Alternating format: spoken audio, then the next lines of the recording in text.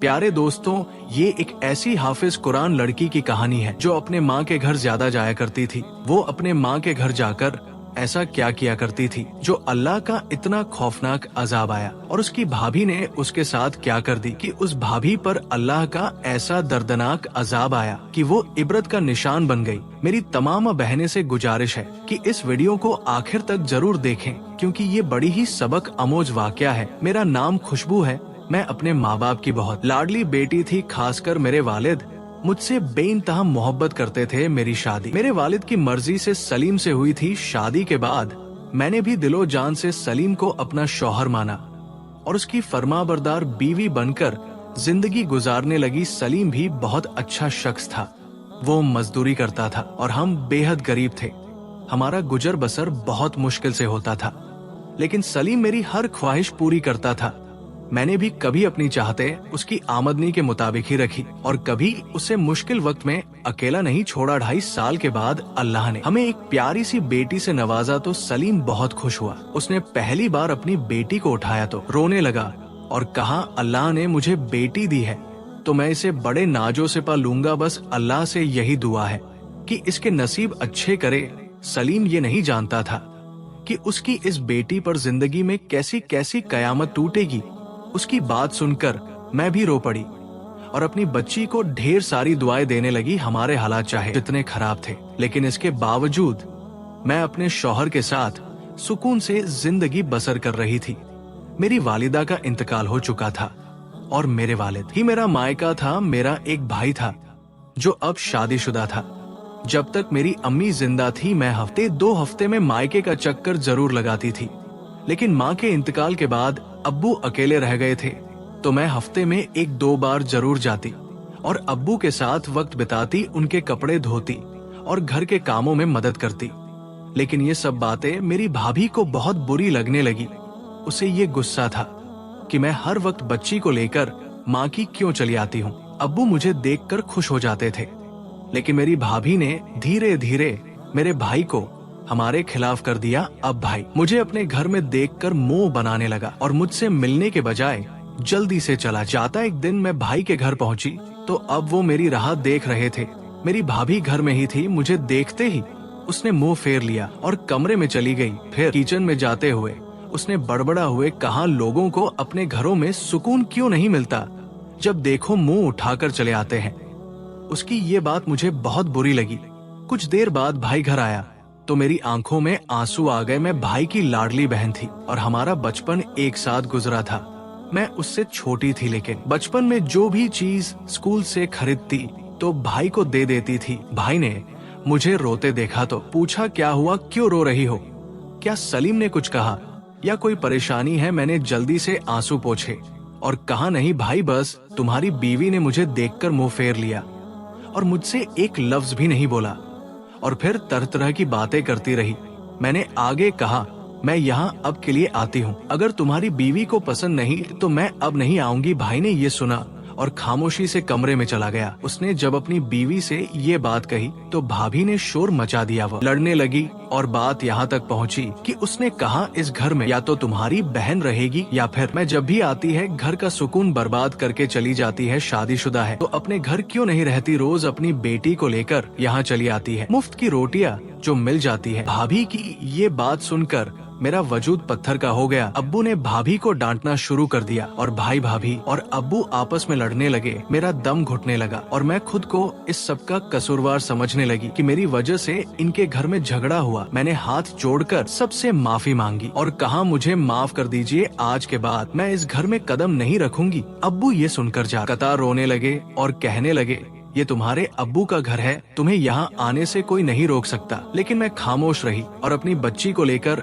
वापस घर चली आई। उस दिन के बाद मैंने कभी भाई के घर का रुख नहीं किया। अलबत्ता अब्बू मुझसे मिलने जरूर आ जाया करते थे। मैंने घर आकर सलीम को सब बता दिया तो सलीम मुझे समझाने लगे कि तुम्हारा भाई अब शादीशुदा है, उसकी अपनी जिंदगी है, आज के बाद तुम वहाँ नहीं जाओगी, बल्कि अगर तुम्हें अब्बू से मिलना होगा तो मैं खुद जाकर तुम्हारे अब्बू को यहाँ ले आया करूँगा। मैं भी खामोश हो गई, लेकिन अंदर ही अंदर ये बात तकलीफ देने लगी कि शादी के बाद मेरा भाई बदल चुका है, खैर वक्त के साथ ये बात भी मैंने सह ली और मैं अपनी बेटी के साथ जिंदगी में आगे बढ़ने लगी। बड़ी बेटी जब 10 साल की हुई तो एक रोज सलीम का फोन आया। मैंने फोन कान से लगाया तो एक गैर शनास आवाज सुनाई दी। कहने लगे, सलीम साहब फैक्ट्री की छत से नीचे गिर गए हैं, आप फौरन फला अस्पताल में पहुंच जाएं। ये सुनते ही मेरे पैरों तले जमीन निकल गई। मैंने फौरन अपनी बेटी को साथ लिया और रिक्शा पकड़कर अस्पताल की तरफ निकल पड़ी। दरअसल सलीम जहां मजदूरी किया करते थे वही मिस्त्री के साथ काम करते हुए छत से गिर गए थे। जब मैं अस्पताल पहुंची तो सलीम जिंदगी की आखिरी सांसें ले रहे थे। वो बुरी तरह जख्मी थे और उनकी पसलियां टूट चुकी थी। मैंने ये मंजर देखा तो फूट फूट कर रोने लगी। मैं रोती हुई उनकी बेड के पास जाकर बैठ गई। क्या हालत हो चुकी थी। मेरे सलीम की डॉक्टर साफ कह चुके थे कि अब उन्हें बचाना बहुत मुश्किल है। सलीम धीरे धीरे सांस लेते हुए मेरी तरफ देखने लगे और कहने लगे, मैं जानता हूँ मैं कुछ लम्हों बाद इस दुनिया में नहीं रहूंगा और बस इतना कहूंगा कि हिम्मत मत हारना। मेरी बेटी का खास ख्याल रखना और मुझसे जो भी गलती हुई हो मुझे माफ कर देना। मैं तुम्हें इस दुनिया में अकेला छोड़कर नहीं जाना चाहता था। लेकिन ये कहते हुए उनकी जुबान उनका साथ छोड़ चुकी थी। मैंने सर उठाकर देखा तो सलीम बिल्कुल शांत हो चुके थे। उनकी रूह परवास कर चुकी थी। मेरी बेटी जोर जोर से चिल्लाने लगी और अपने अब्बू को हिलाते हुए कह रही थी, अब्बू उठो अब्बू। लेकिन अब्बू हमेशा के लिए सो चुके थे। मैं वो मंजर देखकर बेजान होकर वहीं गिर पड़ी और बेहोश हो गई। जब होश आया तो सलीम की मैयत को एम्बुलेंस में रखा जा चुका था। मेरी बेटी कभी मेरी तरफ दौड़ती और कभी एम्बुलेंस की तरफ भागती, अपने अब्बू को देखती। मेरा शौहर इस दुनिया से जा चुका था और उस वक्त हमारे पास ना कोई अजीज था ना कोई रिश्तेदार, सिर्फ डॉक्टर और नर्स थी जो मुझे तसल्ली देने की कोशिश कर रही थी। मैंने बड़ी मुश्किल से खुद को संभाला और बेटी के साथ घर पहुंची। मोहल्ले वालों को पहले ही खबर मिल चुकी थी कि इस घर में कोई मौत वाकई हुई है। लेकिन मेरी हिम्मत नहीं हो रही थी कि अब्बू या भाई को कॉल करके बताओ कि सलीम अब इस दुनिया में नहीं रहे। मेरी मासूम बेटी अब भी अपने अब्बू के पास बैठी रो रही थी और बार बार उन्हें उठा रही थी, मगर वो अब हमेशा के लिए खामोश हो चुके थे। कुछ देर बाद अब्बू पहुँचे। मैंने उन्हें देखा तो और ज्यादा टूट गई और उनके सीने से लगकर फूट फूट कर रोने लगी। भैया और भाभी भी कुछ देर बाद आए। सलीम को आखिरी सफर पर ले जाया गया और मिट्टी तले दफन कर दिया गया। मेरा भाई मेरी तरफ बढ़ा और मुझे सफेद चादर उड़ा दी। ये मेरी बेवा की पहचान थी। एक वक्त था जब मैंने लाल दुपट्टा ओढ़कर सलीम के घर दुल्हन बनकर कदम रखा था और आज उसी घर में सफेद चादर उड़कर बेवा बन गई थी। मुझे सब कुछ किसी बुरे ख्वाब जैसा लग रहा था। कभी सोचती कि अभी जाग जाऊंगी और सब ठीक हो जाएगा, लेकिन ये ख्वाब नहीं हकीकत थी। सलीम नहीं रहे। भैया और भाभी थोड़ी देर बाद वापस चले गए, मगर अब्बू मेरे पास ही रहे। उस वक्त मुझे किसी अपने का सहारा चाहिए था। जिस घर में हम रहते थे वो किराए का था। जब मेरी ईदत खत्म हुई तो एक दिन मकान मालिक आया। उसने पहले सलीम के इंतकाल का दुख जताया और फिर कहने लगा, बहन मुझे मालूम है कि तुम्हारे ऊपर मुश्किल वक्त आ गया है, लेकिन 6 महीने हो चुके हैं और तुमने अब तक किराया नहीं दिया। मैं भी मजदूर आदमी हूँ और इस किराए से ही मेरा गुजारा होता है। अगर हो सके तो किराया दे दो ताकि मेरे भी हालात सुधर सके। ये सुनकर मुझे और भी फिक्र होने लगी। 6 महीने का किराया बहुत ज्यादा था और मेरे पास कुछ भी नहीं था। अब्बू ने मुझे तसल्ली दी और कहा, फिक्र मत करो बेटा, मैं तुम्हारे भाई से बात करता हूँ, वो तुम्हारा किराया चुका देगा और तुम्हें अपने घर ले जाएगा। अब्बू वापस गए तो मुझे उम्मीद थी कि भाई मेरी मदद करेगा, मगर जब अब्बू लौटे तो थोड़े परेशान लग रहे थे। मैंने पूछा, क्या हुआ? अब्बू भाई ने पैसे दे दिए। अब्बू ने हल्की मुस्कान के साथ कहा, बेटा मैं पैसे ले आया हूँ, तुम्हारा भाई ने दे दिए हैं। कुछ देर बाद मकान मालिक आया तो अब्बू ने उसे पैसे दे दिए। जब वो पलटे तो मैंने पूछा, अब्बू क्या भाई ने पैसे दे दिए थे? तो अब्बू की आंखों में आंसू आ गए। अब्बू बोले, वो कह रहा था कि हमारा खुद का पेट पलता नहीं है, मैं पैसे कहाँ से लाऊं, इसलिए मैंने मजबूर होकर अपने दोस्त से पैसे उधार ले लिए। उसे कह दिया है कि पेंशन से थोड़ा थोड़ा जमा करके उसे लौटा दूंगा। ये सुनते ही मैं रोने लगी। मुझे पता था कि भाभी भाई को इतने पैसे नहीं देने देंगी। अब्बू भी कहने लगे, बेटा अब हर महीने का किराया कैसे दिया जाएगा, चलो अब मेरे साथ मेरे घर चलो, मकान का किराया चुकाने के बाद मैंने मजबूर होकर अपना सामान पैक कर लिया। मुझे भी पता था कि अब हर महीने किराया कौन देगा। मैं अपने अब्बू के साथ मायके की दहलीज पर पहुंच गई, जो अब मायका नहीं रहा था बल्कि मेरे भाई का घर हो चुका था। मैंने अपना और अपनी बच्ची का हाथ थामे घर में कदम रखा। मुझे देखकर भाई और भाभी चौंक गए और परेशान हो गए सामान के साथ। मुझे देखकर भाभी फौरन बोल उठी, क्या ये अब यही रहेगी? मेरे अब्बू ने फौरन जवाब दिया, भला हमारे अलावा इसका है ही कौन, आज से ये हमारे ही पास रहेगी। भाभी बड़बड़ा हुए अपने कमरे में चली गई और भाई भी मुंह बनाकर अपने कमरे में चला गया। मेरी बच्ची बहुत मासूम थी और अब भी अपने बाप की मौत के सदमे में भी थी। इसलिए काफी चुप चुप सी रहने लगी। मैंने अपने अब्बू के कमरे में सारा सामान रख दिया और हम वही एक कमरे तक सीमित होकर रहने लगे। मैंने अपनी बच्ची को समझा दिया था कि अपनी मामी और मामा को तंग ना करना और अपने कजन्स के साथ कोई शरारत भी नहीं करना।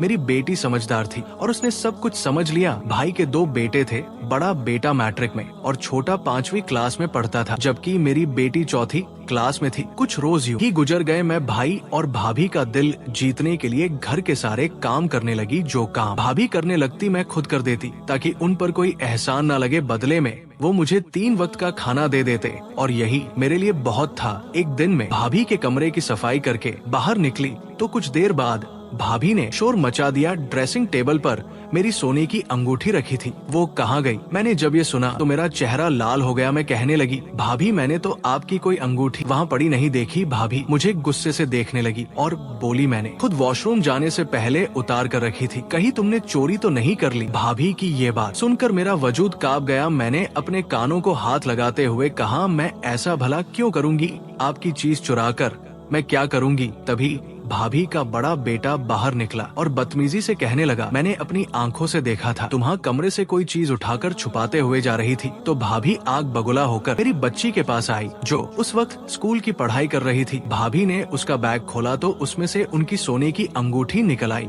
ये देखकर मेरा चेहरा जर्द पड़ गया। मेरी बच्ची हैरत में गूंगी बनी बैठी रही। उसी वक्त भाई भी घर आ गया। भाभी ने अंगूठी दिखाकर कहा, देख लो साहिद, तुम्हारी बहन और भांजी के कारनामे। मेरी बच्ची सहम कर जार तार रोते हुए कहने लगी, मैंने कोई चोरी नहीं की। थोड़ी देर पहले आसिफ मेरे पास आया था, उसने किताब लेने के बहाने मेरा बैग चेक किया था और वही ये अंगूठी रख कर गया है आसिफ। ये सुनते ही बखूल आने लगा। मैं हैरान परेशान थी कि भाई का बेटा इतनी बड़ी साजिश कैसे कर सकता है। मुझे अपनी बच्ची की आदतों का अच्छी तरह पता था। वो कभी भी ऐसी हरकत नहीं कर सकती थी, लेकिन मेरी मजबूरी थी। मैं कुछ भी नहीं बोली। अब वो मेरी बच्ची को कमरे में ले गए और पूछने लगे, क्या तुमने चोरी की है? मेरी बच्ची फौरन कहने लगी, मैं भला चोरी करके क्या करूंगी? मैंने ऐसा कुछ भी नहीं किया। मुझे अपनी बच्ची की बात पर पूरा यकीन था, लेकिन मैंने ये बात नजरअंदाज कर दी और उसे सिर्फ अपने कमरे तक महदूद कर दिया। वो अब कमरे से बाहर भी नहीं निकला करती थी। कुछ दिन ही थे कि एक दिन भाभी ने फिर शोर मचा दिया। मेरा सोने का हार नहीं मिल रहा, जो मैंने शादी में पहनने के लिए निकाला था।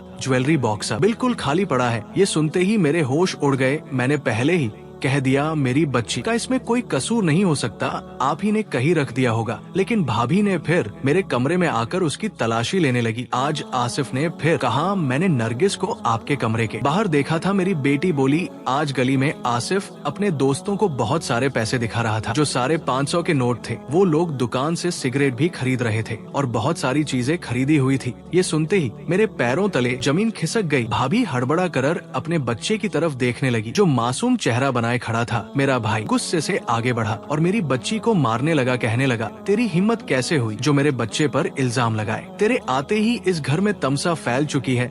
अपने बाप के साथ मर जाती तो अच्छा था। भाई की ये बातें सुनकर मेरा वजूद कांप उठा। भाई को रोकने लगी, तब तक अब्बू आगे बढ़े और भाई को बच्ची से दूर करने लगे और बोले, क्यों मार रहे हो बच्ची को? जब ये कह रही है उसने ऐसा वैसा कुछ नहीं किया, तो तुम अपनी औलाद पर ध्यान दो। हो सकता है तुम्हारे बच्चों ने चोरी की हो। हर जगह हर वक्त बाहर आवारागर्दी करते रहते हैं। भाई ने ये सुना तो गुस्से में अब्बू को भी थप्पड़ मार दिया और बोला, आप भी अपनी बेटी की तरफदारी कर रहे हैं। ये तो शक्ल से ही चोरने लगती है। बाप भी चोरियां और डकैती करके इन्हें पालता था, तभी तो ये अब हमारे घर आकर हमारी बीवी के जेवर चुरा रहे हैं। मेरी बेटी ने थप्पड़ खाकर और अपने मरहूम बाप के बारे में ये सब बातें सुनकर जैसे पत्थर की मूरत बन गई। अपने शौहर के बारे में ये सब सुनकर मुझसे भी बर्दाश्त नहीं हुआ, तो मैं चीख उठी। भाई के पास जाकर उसे बोल लगी, तुम्हारी हिम्मत कैसे हुई मेरे शौहर के बारे में ऐसा कहने की? वो तो अब इस दुनिया में नहीं है, उसे बख्श दो। बच्चों की लड़ाई में तुमने अब्बू पर हाथ उठा दिया। मुझे अपनी बच्ची की परवरिश पर पूरा यकीन है, लेकिन तुम्हें अपने बच्चों पर ध्यान देना चाहिए था। जब अब्बू कह रहे थे तो तुम्हें अपने बेटे की भी तहकीकात कर लेनी चाहिए थी। तभी भाभी ने आकर मुझे थप्पड़ मारा और बोली, हमारे टुकड़ों पर पलते हो और हमें ही बातें सुनाते हो, दफा हो जाओ हमारे घर से। मैं गुस्से में बोली नहीं रहती, आपके घर में आपका एहसान काफी है जो अब तक हमें रखा। भाई भी गुस्से में आकर बोला, अब्बू को भी साथ लेकर दफा हो जाओ, अब और बोझ नहीं उठा सकता। खबरदार, जो तुम लोगों ने दोबारा इस घर में कदम रखा। ये कहकर भाई चला गया। अब मैं क्या करती? और बर्दाश्त करना मेरे बस से बाहर हो गया था। मैंने मजबूरी में अपना सामान पैक किया। जब अब्बू को उठाने लगी तो वो अचानक पीछे गिर गए। वो बिल्कुल ठंडे पड़ चुके थे। मैं घबरा गई और उन्हें डॉक्टर के पास ले गई। भाई भी मेरे साथ था, लेकिन डॉक्टर ने बताया कि अब्बू का हार्ट अटैक से इंतकाल हो चुका था। भाभी ने फौरन कहा, ये सब तुम्हारी वजह से हुआ है। मजबूरी में भाई के घर 3 दिन और रुकी क्योंकि रिश्तेदार आ जा रहे थे। जैसे ही युग खत्म हुआ, भाई ने मुझे घर से निकाल दिया। मैं मजबूरी में अपनी बच्ची को लेकर पास की झोपड़ी की तरफ चली गई जहाँ भिखारी रहते थे। वहाँ एक बूढ़ी औरत बैठी थी। मैंने उसे अपनी पूरी कहानी सुना दी। उस औरत ने कहा, बेटी तुम मेरे साथ इस झोपड़ी में रह सकती हो, हम दोनों भीख मांगकर गुजारा कर लेंगे। वक्त इसी तरह गुजरने लगा। मैं अपनी बच्ची को लेकर उस औरत के साथ भीख मांगती रही। एक दिन हम उसी मोहल्ले से गुजरे जहाँ भाई का घर था। उस औरत ने कहा, चलो इस घर में चलते हैं। मैंने कहा, नहीं, ये मेरे भाई का घर है, मैं यहाँ नहीं जा सकती। मगर वो औरत अकेली अंदर चली गई। मेरी बच्ची भी उसके पीछे भागकर घर में चली गई। थोड़ी देर बाद मेरी बच्ची बाहर भागती हुई आई और बोली, अम्मी चलो जल्दी अंदर। उसके पीछे मेरा भाई भी बाहर आ गया और आते ही मैं कदमों में गिर पड़ा। वो रोते हुए कहने लगा, बहन मुझे माफ कर। तो मुझे सारी हकीकत पता चल चुकी है। घर की सारी चोरियां मेरा बड़ा बेटा आसिफ करता था। तुम्हारे जाने के बाद उसने डकैती और चोरी भी शुरू कर दी थी। पुलिस ने उसे गिरफ्तार कर लिया है और अब वो जेल में अपनी सजा काट रहा है। तुम्हारी भाभी के जिस्म पर भी अजीब से नीले निशान पड़ने लगे हैं। डॉक्टर ने बताया कि उसे कैंसर है और वो आखिरी स्टेज पर है। अब उसके जिस्म में पीप भर चुकी है और वह तड़प तड़प कर जिंदगी की आखिरी सांसें ले रही है। उसे मौत भी नसीब नहीं हो रही। ये सब उसके किए की सजा है, क्योंकि वह तुम्हें झूठे इल्जाम में फंसाने में अपने बेटे का